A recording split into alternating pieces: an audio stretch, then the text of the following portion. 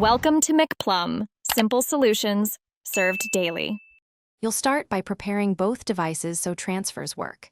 Enable Bluetooth and Wi-Fi on your PC and phone. Nearby Share needs both. On Android, open Quick Settings and turn Nearby Share on, then set visibility to either contacts or everyone depending on security. On the PC, make sure you're signed into the same Google account if prompted, and have any necessary drivers or platform apps installed. Once done, keep both devices unlocked. Now you'll initiate the transfer from the PC and accept it on Android.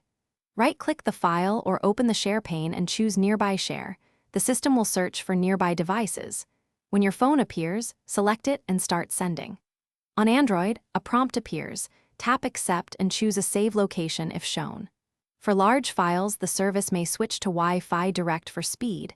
Make sure both devices stay awake and on the same network during progress.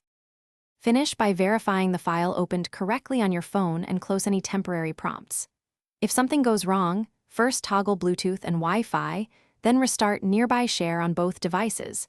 Many issues clear with a quick reset. Make sure device visibility isn't set to hidden and that you're using the expected Google account. Also check PC firewall settings or security software which can block discovery. If transfers still fail, restart both devices and try again. This resolves leftover pairing glitches most of the time. Thanks for watching. Stay juicy and subscribe.